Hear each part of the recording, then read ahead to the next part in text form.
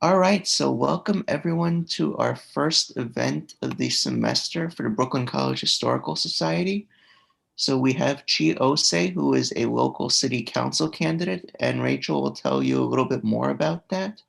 And this is the first event and hopefully a lot more. So without further ado.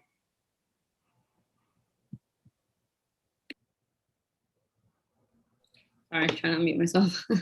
Okay, so hi, I'm Rachel. I am the president of the Brooklyn College Historical Society, and Robert is our treasurer slash VP.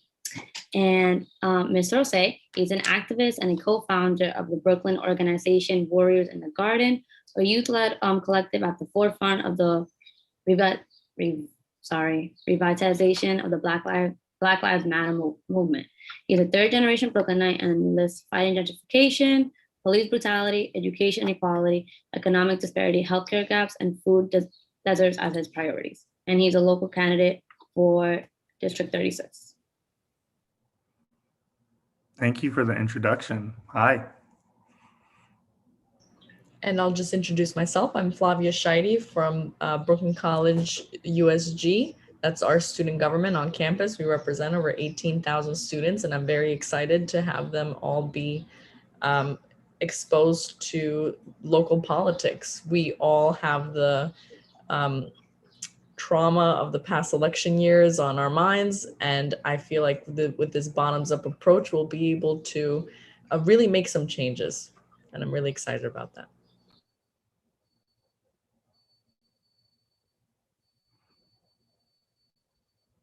All right, and without further ado, our guest of honor, Chi Osse. Hi, thank you so much for having me here today. Really excited to be here. Just to reiterate what Flavia just said, we do have trauma from these past couple of years in terms of elections and their results, and also not only those elections, but what's gotten done with the electeds that we've put into office. I'm excited to be here, and I'm excited to be in this race because of this opportune chance that we have here in New York City history. This election coming up on June 22nd, we're electing in a new mayor, 32 out of 51 new city council members, because there are multiple open races, new borough presidents in Manhattan and in Brooklyn, a new Manhattan DA. So we really have a chance here in New York City to elect a progressive slate of electeds and change the course of New York City for the better.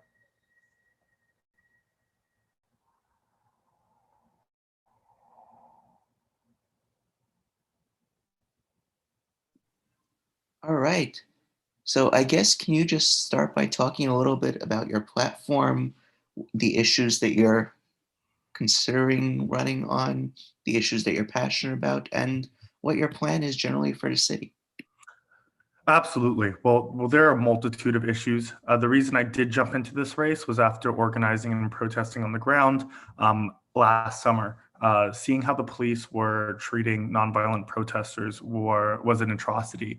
And then also seeing that our city council failed to reduce the police budget with the fiscal year 2021 vote on the budget was extremely disappointing.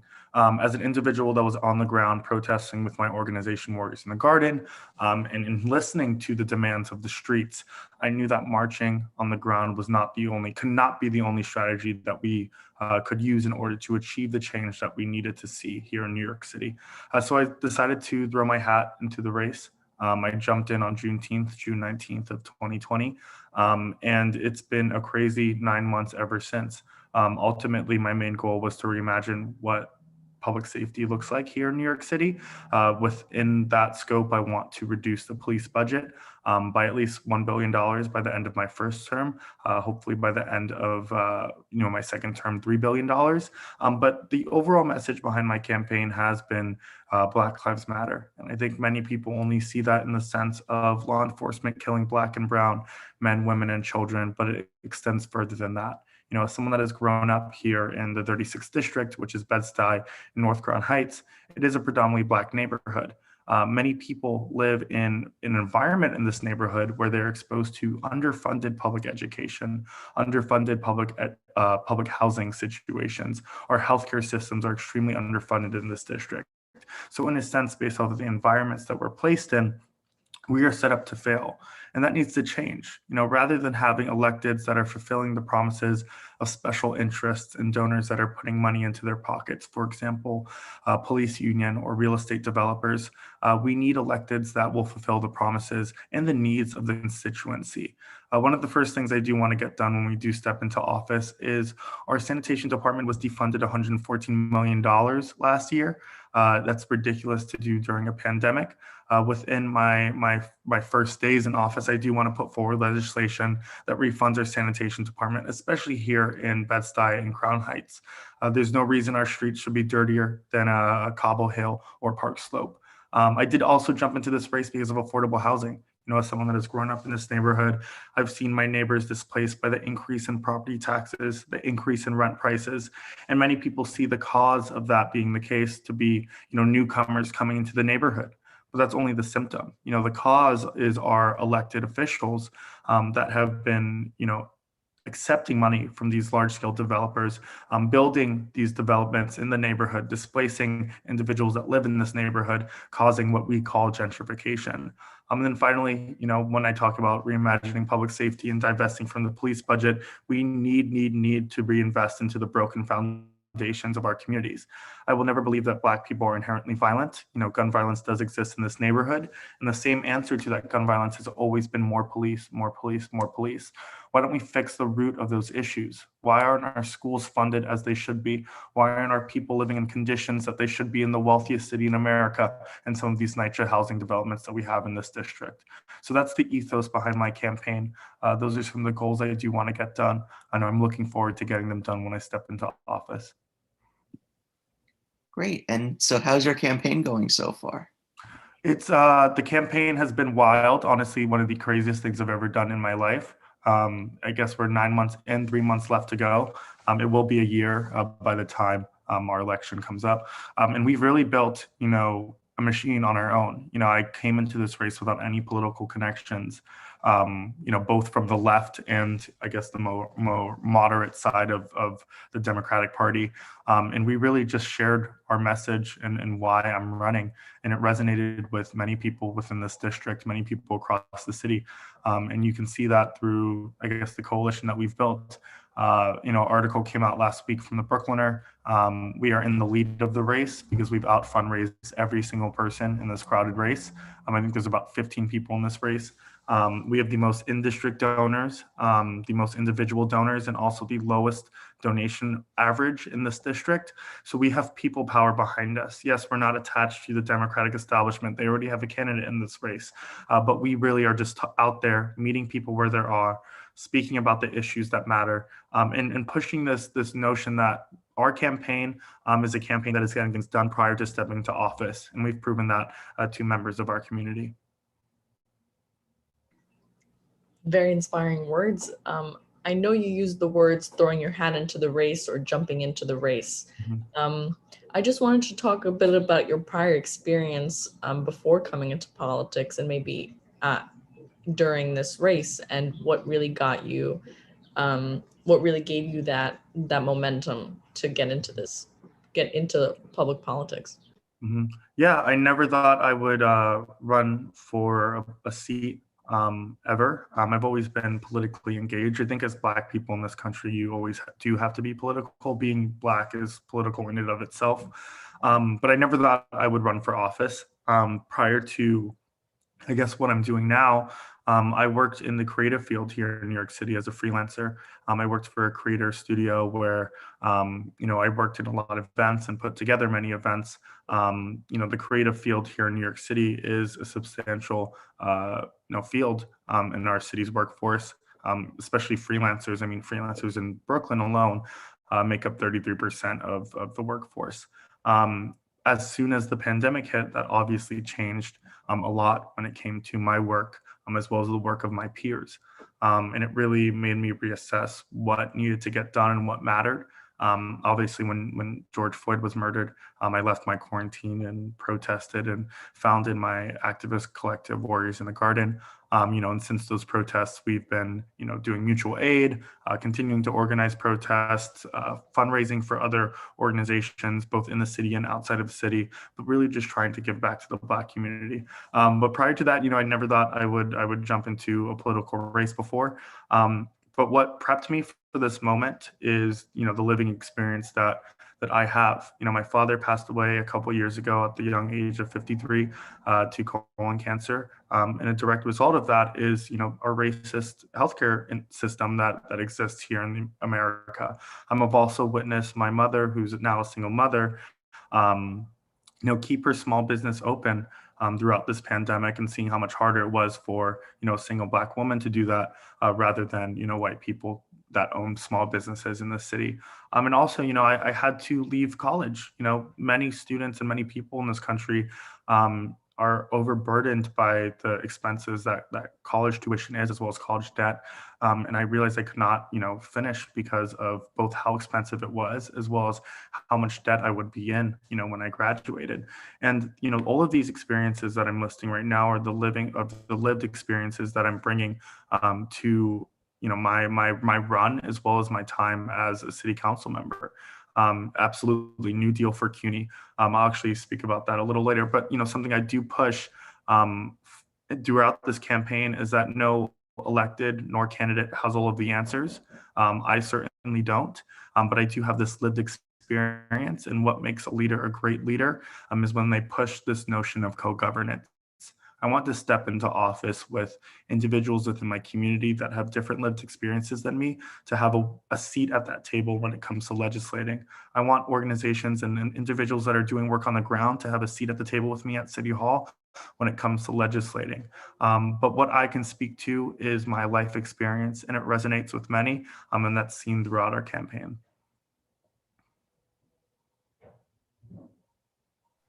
Thank you. And I think that I guess you can talk about New Deal for CUNY now that it's been brought up. Absolutely. Yeah, I'm definitely in support of a New Deal for CUNY. I actually worked on a proposal with Elisa Crespo, who's a candidate running in District 15. Today's her special day. I'm actually going to help her get out the vote later today. But we put together a letter demanding 5 demands to fund CUNY, obviously contingent with the plan for the New Deal for CUNY. When we had 60 New York City Council candidates sign on to this letter to pledge that they will, fight to fund CUNY. We want to hold those individuals accountable when they do step into office, because we must fund our students. If we are going to rebuild our economy here in the city, if we are going to rebuild the workforce, and we're going to have to spend money to make money, as cliche as that phrase is. That money that we need to spend must go into our students, must go into the individuals that make up New York's workforce, that go into, the individuals that make New York what it is. And that's our students, and that's our students that come out of the CUNY schools. And that's, a huge priority for me when I am in office.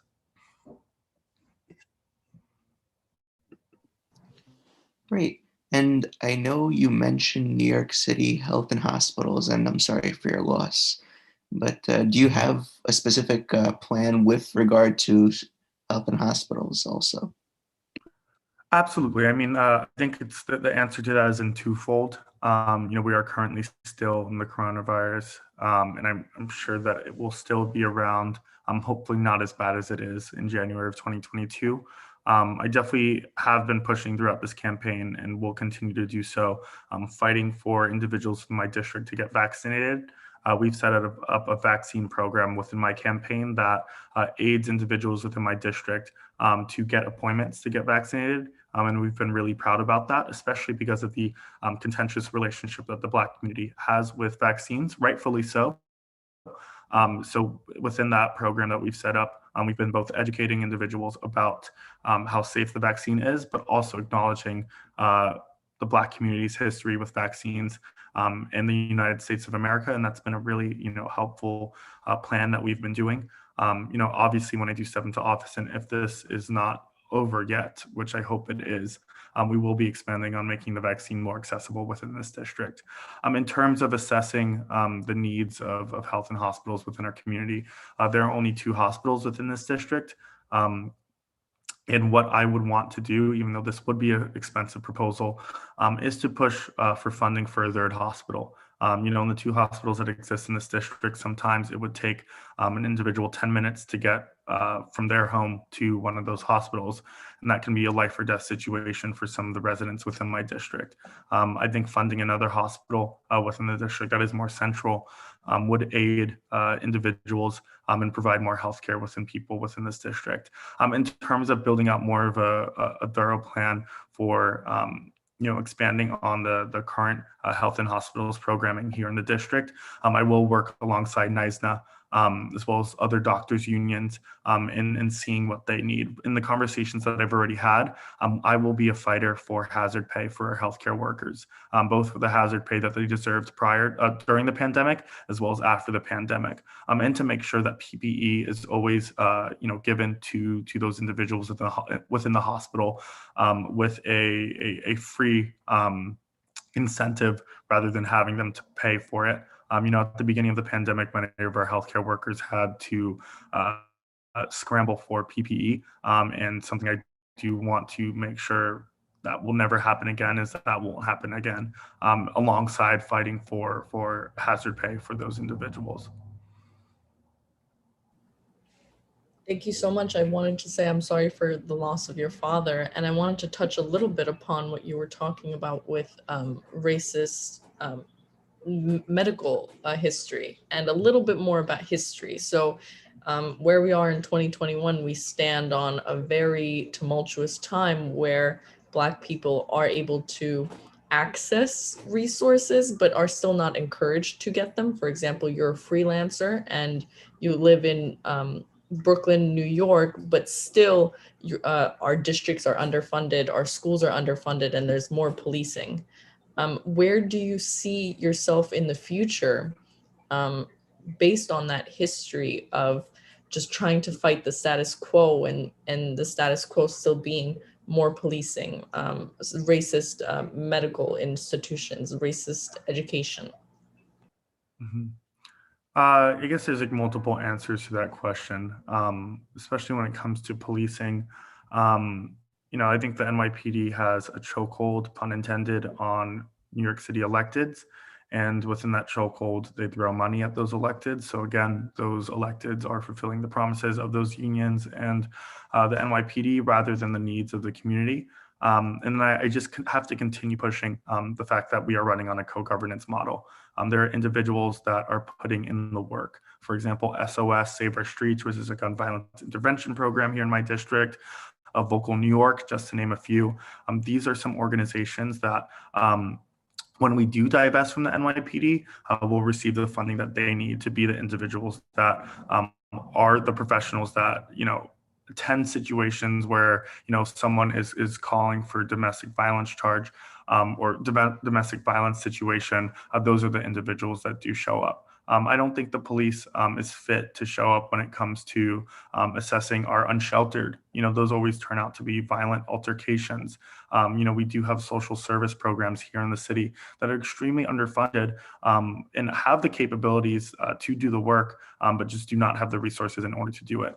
So those are some of the issues that we will address when it comes to just reassessing the bloated budget of the NYPD and taking off, they're taking off a burden, I guess, if we'll call that, because they seem to have too much on their hands. And even when they do show up to those situations, they always or usually end up violently.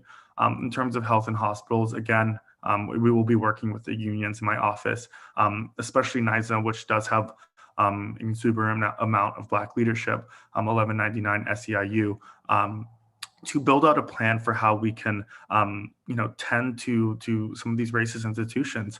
For Black women, especially when they are giving birth or, even undergoing surgery, many doctors in this country and this city say that Black women have a higher pain tolerance. which is a completely racist remark. And many Black women aren't given, painkillers or some of the medical needs that they deserve, either when giving birth or undergoing surgery, because of that racist notion.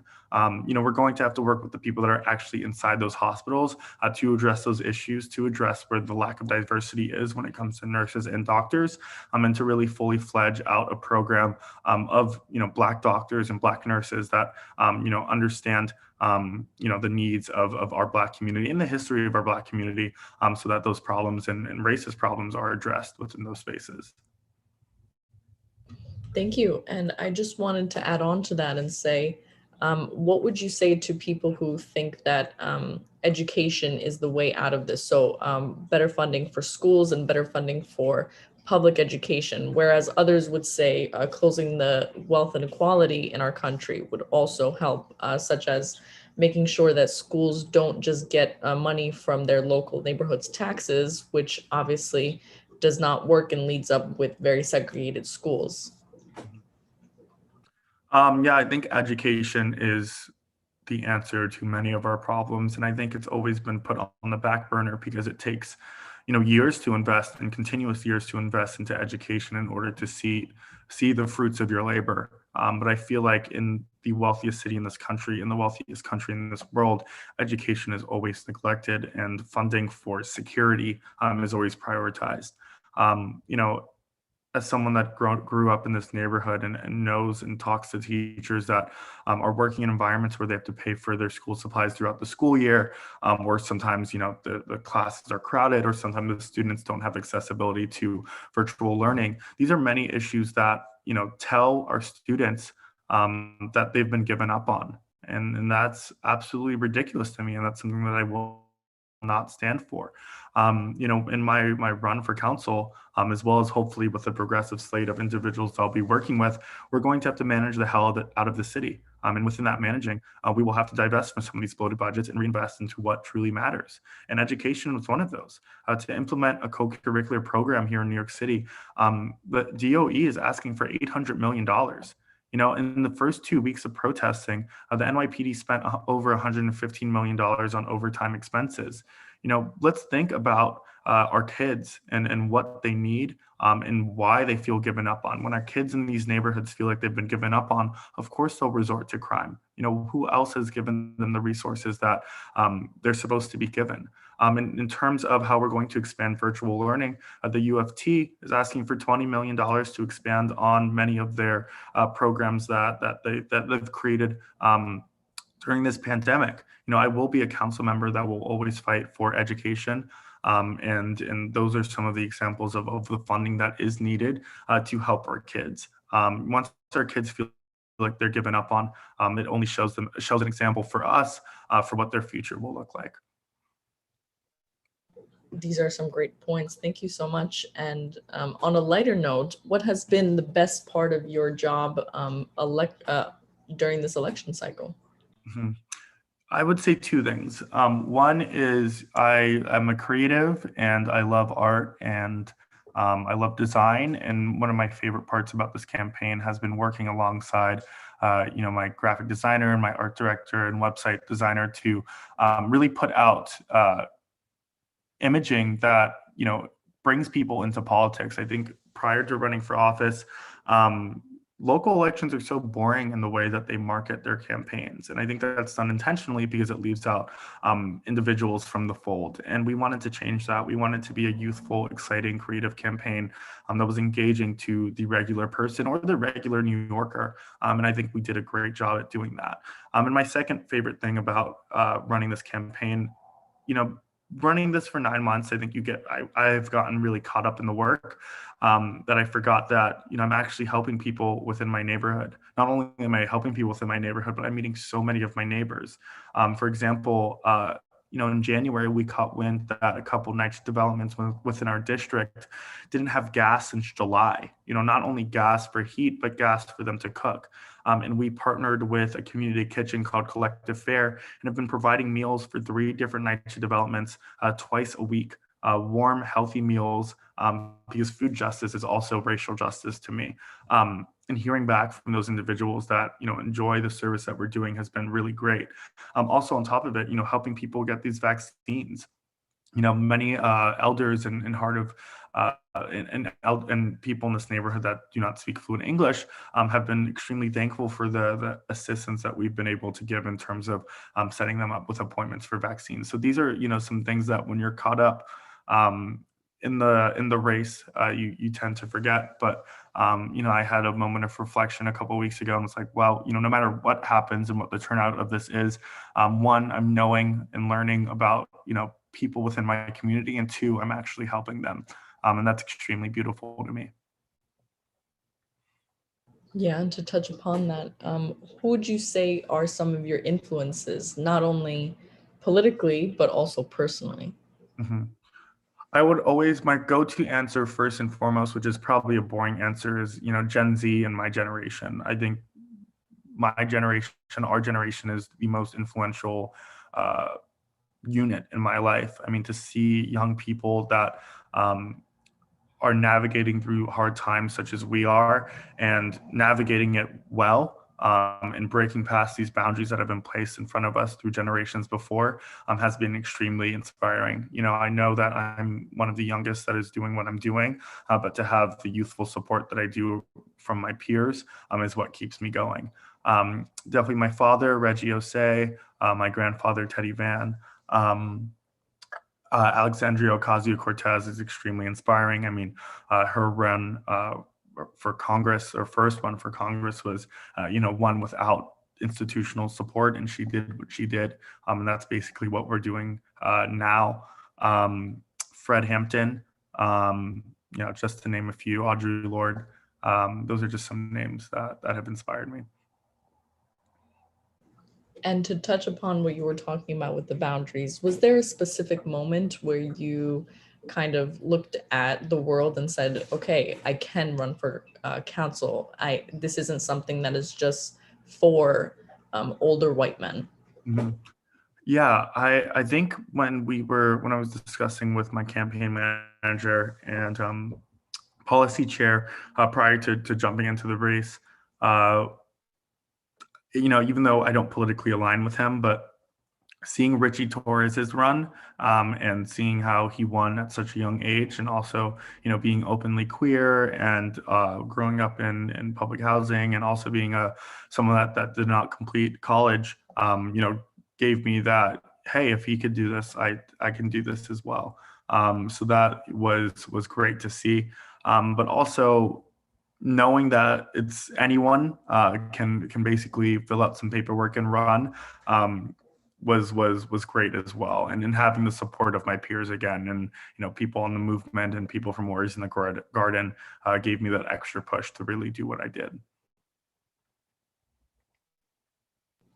And do you think that what Alexandria Ocasio-Cortez, what you're doing, what those other names that you mentioned, the people that are running are doing, do you think that this is what many conservatives would say, like a fad, or something that will just fade away? What would you say to your opponents about the momentum that you're having, and that a lot of our generation is having, about our future?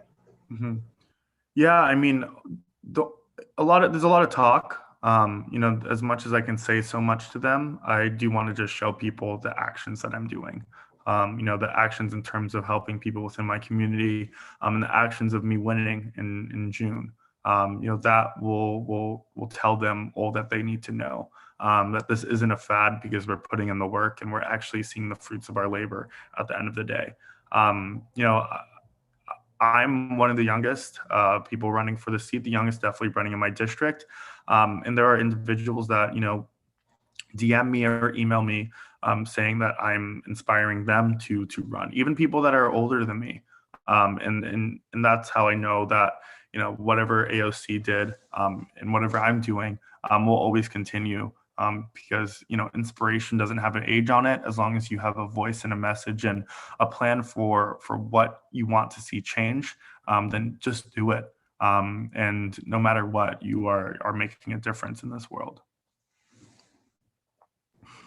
That's very well put. I just wanted to ask, what do you think you would impart on Brooklyn College's community, whether that's students, faculty, or adjuncts and other members that are so tightly entrenched into the Brooklyn community? Mhm. Well, I definitely am a fighter for a New Deal for CUNY. Again, with this model of co-governance, I do want to hear from you all at Brooklyn College. My grandmother actually graduated from Brooklyn College, so I guess I am legacy. Maybe when I do go back to school, I will go to Brooklyn College. But I do want to hear from you all in terms of how I can help. Again, with this notion of co-governance, and especially if you are in my district, please reach out and see how we can build together on creating a future that benefits all of us, and especially you. You are the students of the city. You go into New York City's workforce. You are the pillars of what keeps the city running and the future of the city. And if there's anything that I can do to help, whether it's with my advocacy as well as my political power, please keep me in the loop. But I'm definitely fighting for a New Deal for CUNY. That must be the case, and I will not stop fighting until that's done. And how have you been able to keep this just recurring theme of momentum and not losing hope in the face of so much adversary after the past 4 years that we've had? How do you stop yourself, or maybe you have given up before, and how do you get back up? Again, I'm sorry if I keep on referring to this answer, but it's, hearing and seeing your help of people. A lot of this commotion that exists 4 years ago, or happened with Trump's presidency, and still the buffoonery that is happening now. A lot of that stuff is happening distantly. What matters to me, and what's even more important, is what is happening on a local level. I know it's daunting to feel like you have the power, which you don't, maybe you do, to save the world. But what I keep on telling people and keep on telling myself is that, you are doing a lot or enough, or what you should be, by just helping your neighbor. And that's, what's always kept me going. The fact that people are actually being helped and listened to and met where they're at, because those are real people. Those are people around you. Those are people more locally, rather than what Joe Biden and what Donald Trump has done on the presidential level. That's a great point. How would you say your election has been received by your community? And how would it be received if it were more polarized on the world stage? I know AOC's community was very much attacked on all sides by non-voting members and just on social media. Mm-hmm. So do you have anything to comment on that in regards to your own campaign? Mm-hmm. Yeah, in terms of how my community's perceived it, I definitely had to prove a lot. Within these past 9 months, I'm a first-time candidate, and the fact that we have name recognition in the way that we do is already amazing, especially running against someone that has run 3 times before. So we had to prove a lot, and through proving people, I guess, or proving myself to others, we had to show that we are not just talk, and this is a campaign that is actions over promises, and we're helping people now. And that's, how we've gotten our name around, and, people recognize me on the street, and, it's really beautiful to see. I will say that, many people do, apparently I look really young in person. And that's, some things that I've gotten, especially these past 3 weeks of petitioning. But people do like seeing a young Black man doing what I'm doing, especially in a district where gun violence does exist, like I said before. And a lot of young people do resort to crime, and join gangs. I think it is refreshing for individuals to see a youthful energy like mine. And I'm really hoping to see that energy continue with our win on June 22nd. In terms of how our race would be perceived, or how our community would be perceived on a national stage, I think the fact that I am the progressive candidate calling to divest and defund from the NYPD would face backlash from, conservative or even moderate pundits. I know people have this notion that defunding or divesting means that we're taking police off the streets. No, that's not what it means. I mean, to a certain extent it is, but the NYPD renews contracts with the Pentagon every single year to purchase military grade weapons. purchase in that renewal of contracts is money that should be spent on our kids and on our education and on our public housing. And when people hear that, they think differently, rather than the narrative that has been placed on the defund or divest movement from the right.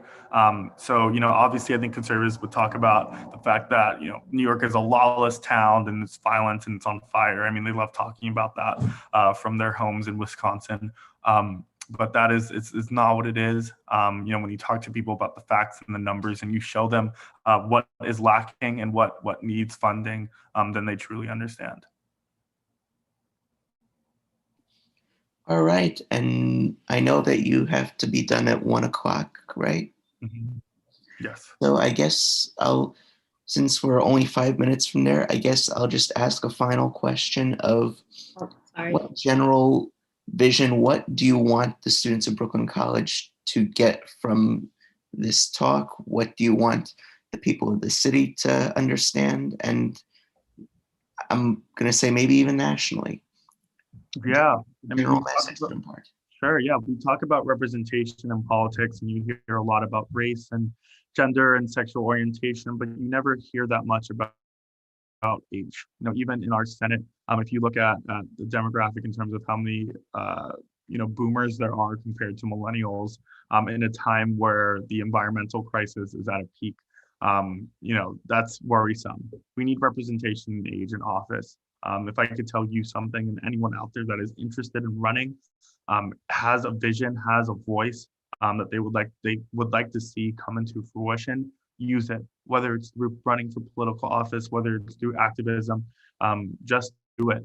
I just did it. There'll be people that will be there to support you. It is hard work, and no matter what happens, you got your voice out there. You push the conversation out there. And I think that is one of the most important things that you could possibly do. I think many people are fearful of the youth. We've been given these tools of technology, and grew up with them. And as polarizing as these tools are, they can be used for good. And I think we are best suited to use them for good. So use that power, use that training that we've all had growing up with. Use your voice and continue doing and fighting the good fight. I know we're almost out of time, but if I could just ask one more question. Sure. You have like a set plan for what you want to do when you get into office. Do you ever see yourself running for president of the country? You thought out there.